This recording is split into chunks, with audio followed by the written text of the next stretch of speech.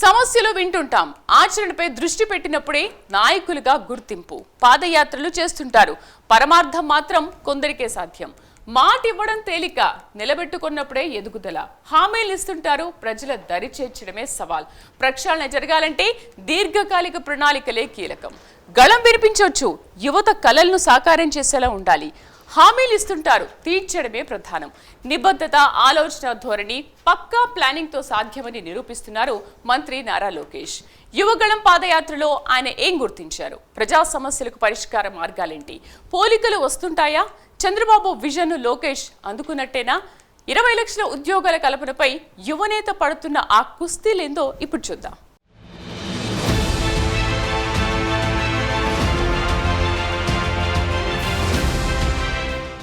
నేతలు రాటుదేలాలంటే ప్రజాక్షేత్రంలో నిత్యం ఉండాలి. పవర్ ఎంత ముఖ్యమో ప్రజల బాధలు కూడా అదే స్థాయిలో గుర్తించాలి. పరిష్కారం దిశగా ఆలోచించాలి. అప్పుడే పొలిటికల్ నేతగా గుర్తింపు వస్తుంది. ఈ కోవలోనే నారా లోకేష్ పయనం సాగింది. 2019 ఎన్నికల్లో టీడీపీ ఓటమి పాలు కావడం, ప్రజలు ప్రత్యర్థులు నరకయాతన అనుభవించేలా వైసీపీ పాలన సాగింది. దీంతో టార్గెట్ 2024గా నాడు లోకేష్ యువగలం పాదయాత్రకు శ్రీకారం చుట్టారు.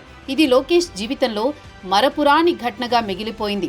రాజకీయంగా ఎదిగేందుకు ఎంతగానో ఉపయోగపడింది.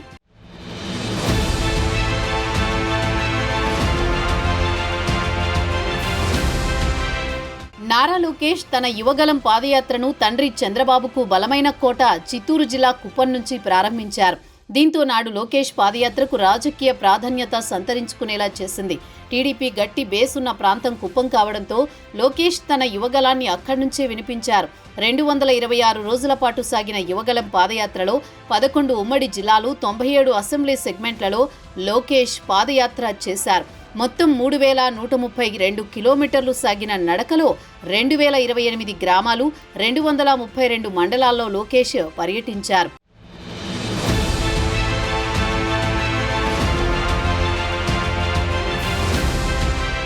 నారా లోకేష్ పాదయాత్రకు అడుగడుగున అడ్డంకులు సృష్టించింది నాటి వైసీపీ ప్రభుత్వం.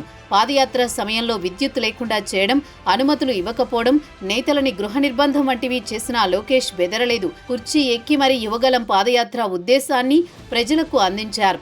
70 బహిరంగ సభల్లో ప్రసంగించారు. 155 ముఖాముఖి సమావేశాలు చేపట్టిన లోకేష్ యువత, రైతులు, మహిళలు, విద్యార్థులు, వృద్ధులు, పేదలు, వ్యాపారులు, చిన్న పరిశ్రమలకు చెందిన వారితో ఇంటరాక్ట్ అయ్యారు.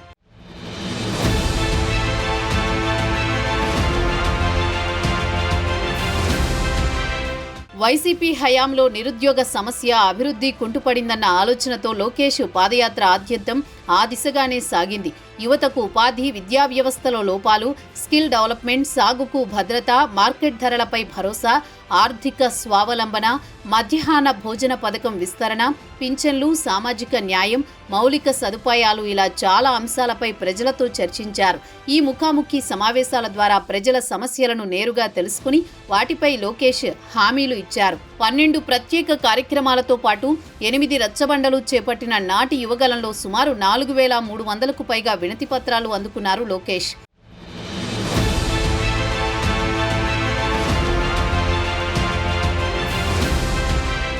నాయకుడు అంటే వెనుదిరగనివాడు కాదు, ముందుండి నడిపేవాడిగా ఉండాలి. అప్పుడే నేతగా గుర్తింపు వస్తుంది. ఆ కోణాన్ని ఎంచుకున్నారు మంత్రి లోకేష్. సీఎం చంద్రబాబుకు తోడుగా ఉండడమే కాకుండా ఆయన విజన్ను ఫాలో అయ్యారు. రాష్ట్రంలోని సమస్యలను శాశ్వతంగా పరిష్కరించాలంటే ఉపాధి కల్పనతో సాధ్యమని గుర్తించారు. అందుకే రాష్ట్రంలోని అన్ని ప్రాంతాలకు పరిశ్రమలు వచ్చేలా ప్రయత్నిస్తున్నారు. యువగలం పాదయాత్రలో ఇచ్చిన హామీలపై ఫోకస్ పెట్టారు.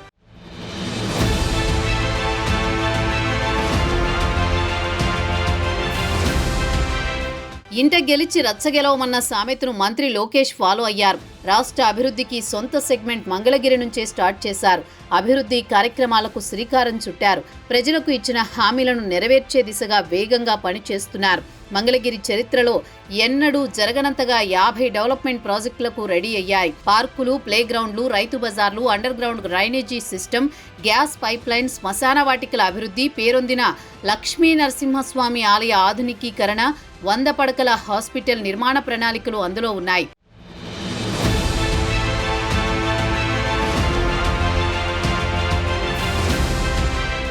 మాట ఇవ్వడం కాదు, ఆచరణలో తీసుకొచ్చారు మంత్రి లోకేష్. ప్రభుత్వ భూముల్లో దశాబ్దాలుగా నివసిస్తున్న 3,000 మంది పేదలకు శాశ్వత ఇంటి పట్టాలు అందించి ప్రజా పాలనకు అర్థం చెప్పారు. నగర శుభ్రత, మౌలిక సదుపాయాలను తీసుకొస్తున్నారు. ఇప్పటికే సొంత నిధులతో ఉచిత తాగునీరు, గ్రావెల్ రోడ్లు, యువతకు ప్రీమియర్ లీగ్, స్పోర్ట్స్ కిట్స్ వంటివి కూడా లోకేష్ చేపట్టారు. యువగలం పాదయాత్రతో గుర్తించినవి కూడా చాలానే ఉన్నాయి. అయితే వాటి పరిష్కారానికి ఒకటే సొల్యూషన్: ఉపాధి అవకాశాలు కల్పించాలి, పెట్టుబడులను ఆయా ప్రాంతాలకు తీసుకురావాలి. ఇదే కాన్సెప్ట్తో లోకేష్ ముందుకు వెళుతున్నారు. ఎన్నికల సమయంలో ఇచ్చిన 20 లక్షల ఉద్యోగాల హామీపై తీవ్ర కసరత్తు చేస్తున్నారు.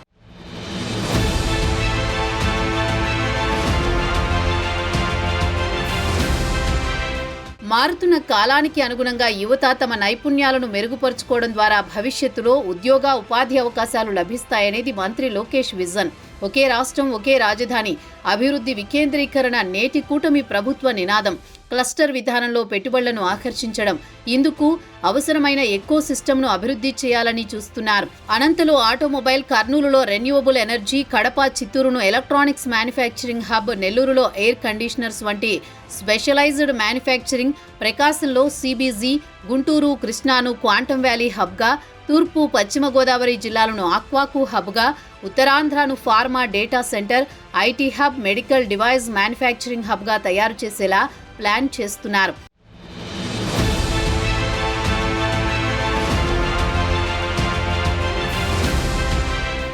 ప్రగతి సాధించాలంటే యువతకు నైపుణ్యం ఉండాలి.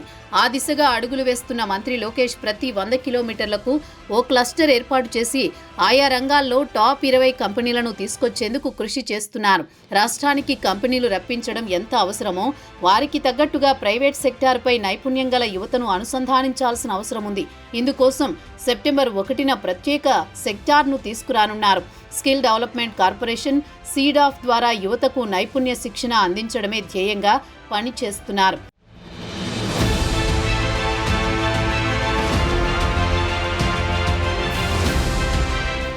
ఇక కూటమి ప్రభుత్వం ప్లాన్ చేస్తున్న గ్రీన్ ఎనర్జీ రంగం కూడా రాష్ట్రానికి చాలా యూజ్ఫుల్.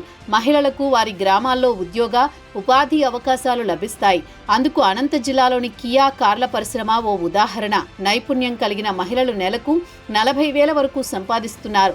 గ్రీన్ ఎనర్జీ రంగంలో కూడా విస్తృత అవకాశాలున్నాయి. అందుకే wind, solar, renewable, pumped storage, CBG ప్రాజెక్టులపై ప్రధానంగా దృష్టి సారించారు. 20 లక్షల ఉద్యోగాల కల్పనపైనే చంద్రబాబు, పవన్ కళ్యాణ్, లోకేష్ దృష్టి అంతా.